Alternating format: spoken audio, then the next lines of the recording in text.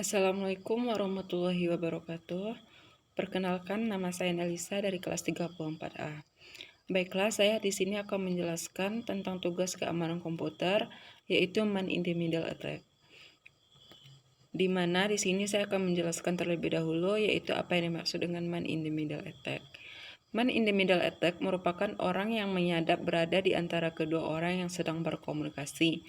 Data-data yang dikirimkan oleh orang yang sedang berkomunikasi satu sama lain selalu melalui orang yang menyadap tersebut, sehingga orang yang menyadap tersebut dapat mengetahui semua informasi yang dikirimkan satu sama lain. Keadaan ini muncul karena kedua orang yang sedang berkomunikasi tersebut tidak dapat memverifikasi status dari orang yang berkomunikasi dengannya tersebut, dengan mengambil asumsi bahwa proses penyadapan tersebut tidak menyebabkan dalam gangguan jaringan. Baiklah, di sini maksudnya yaitu adalah ketika kita mengirimkan pesan atau ketika kita saling bertukar pesan dengan teman kita atau klien kita akan selalu melalui pihak ketiga. Ketika pihak pertama mengirimkan pesan terhadap pihak kedua, terlebih dahulu akan disadap oleh pihak ketiga tanpa kita ketahui, karena tidak ada kerusakan yang terjadi dalam penyadapan tersebut. Misalnya kerusakan dalam gangguan jaringan ataupun pesan-pesan kita akan berubah, maka kita tidak mengetahui kalau pesan kita lagi disadap. Selanjutnya itu adalah ruang lingkup Man in the Middle Attack. Di sini ruang lingkup Man in the Middle Attack ada 8 buah, yaitu yang pertama, proses kerja dari perangkat lunak ditampilkan dalam bentuk biner. Dalam bentuk biner yaitu adalah biasanya perhitungan 0 dan 1. Yang kedua itu adalah proses inskripsi dan deskripsi pesan menggunakan algoritma RSA. Yang ketiga, fungsi khas satu arah yang digunakan adalah fungsi SHA-1. Yang keempat, nilai-nilai yang dibutuhkan dalam algoritma RSA dapat diinput secara manual atau dihasilkan secara acak oleh komputer. Sehingga apabila secara manual, perhitungan tersebut akan lebih mudah diacak oleh komputer. Yang kelima yaitu algoritma pendukung. Yang keenam, perangkat lunak akan menampilkan proses inskripsi dan deskripsi dari pesan tersebut secara singkat sehingga menjadi lebih mudah. Yang ketujuh yaitu proses kerja. Yang kedelapan adalah interlock protokol. Selanjutnya itu adalah landasan teorinya, yaitu kita menggunakan algoritma kriptografi, di mana algoritma kriptografi merupakan ilmu yang mempelajari teknik-teknik matematika yang berhubungan dengan aspek-aspek pada keamanan komputer atau keamanan informasi. Misalnya sebuah kerahasiaan, integritas data, autentikasi pengiriman atau penerimaan data, dan autentikasi data. Kriptografi bertujuan untuk menjaga kerahasiaan informasi yang terkandung dalam data sehingga informasi tersebut tidak dapat diketahui oleh pihak yang tidak sah. Dengan menggunakan algoritma kriptografi ini, kita dapat menjaga kerahasiaan sebuah data kita sehingga ketika kita mengirimkan pesan kepada pihak kedua, maka penyadap atau pihak ketiga tidak akan mengetahui pesan kita tersebut dan tidak dapat disadap olehnya. Selanjutnya itu adalah algoritma yang terdapat di dalam algoritma kriptografi itu terdapat 3 macam, yaitu adalah simetrik algoritma. Yaitu algoritma kriptografi simetris ini disebut juga dengan algoritma kriptografi konvensional.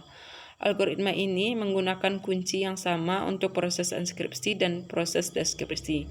Algoritma kriptografi simetris dibagi menjadi 2 kategori, yaitu algoritma aliran stream shapers dan algoritma block shapers. Yang kedua itu adalah asymmetric algoritma. Algoritma kriptografi asimetris adalah algoritma yang menggunakan kunci yang berbeda untuk proses inskripsi dan deskripsinya. Algoritma ini disebut juga dengan algoritma kunci umum atau public key algoritma karena kunci untuk inskripsi dibuat umum atau public key, atau dapat diketahui oleh setiap orang, tapi kunci untuk deskripsi hanya diketahui oleh orang yang berwenang mengetahui data, yang disandikan atau sering disebut dengan kunci pribadi atau private key. Sehingga dalam asimetri algoritma ini, pihak ketiga tidak akan berkemungkinan tidak akan mengetahui pesan yang akan dikirimkan oleh pihak pertama kepada pihak kedua, karena hak akses private key hanya diketahui oleh pihak kedua dan pihak pertama. Yang ketiga itu adalah algoritma Rietveld-Samir Ettliman atau RSA. RSA merupakan salah satu teknik enkripsi dan deskripsi dengan menggunakan dua buah kunci. Kunci-kunci tersebut diperoleh dari hasil perhitungan eksponensial, perkalian, pembagian, penjumlahan, dan pengurangan. Perhitungan dilakukan terhadap dua buah bilangan prima. Selanjutnya adalah tabel penelitian tentang man-in-the-middle attack, di mana saya mengambil paper yaitu dari sebuah jurnal Jeffrey Paulanda tahun 2016. Judul penelitiannya adalah penerapan interlock protokol dalam pencegahan man-in-the-middle attack. Metodenya adalah metode yang digunakan dalam proyek ini adalah microcharacter dan menanamkan dalam kode splitting sebelum dan sesudah berjalan.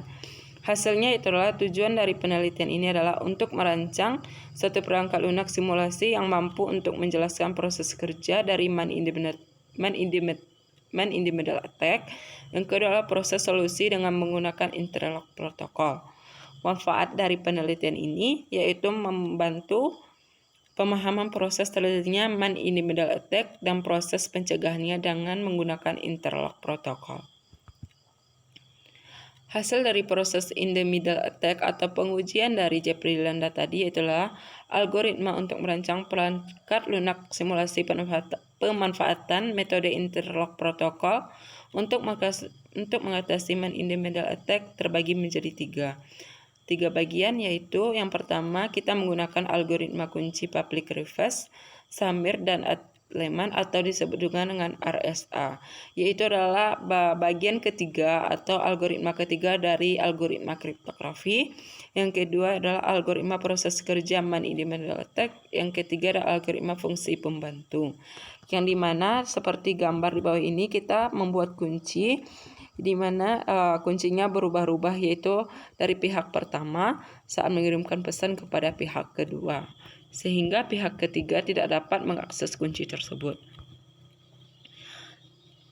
Yang selanjutnya adalah misalkan Alice mengirimkan pesan, sebagai contohnya yaitu adalah misalkan Alice mengirimkan pesan kepada Bob dan Mallory dengan mengubah pesan Alice, di mana saat pihak pertama yang disebut dengan Alice saat mengirimkan pesan kepada Bob akan diketahui oleh pihak ketiga yaitu dengan Mallory sebagai penyadap, karena di sini kita tidak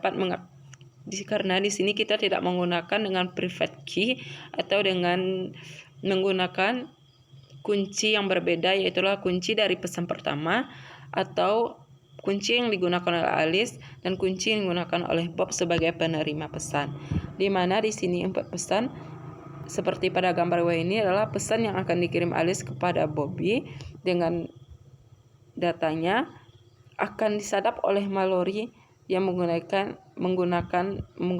key-nya tersebut atau nomor PIN-nya. Selanjutnya itulah tampilan proses simulasi terlihat pada gambar berikut. Ini adalah tabel proses penyadapan, di mana yang pertama, gambar pertama itu adalah ketika Alice mengirimkan pesan kepada Bob.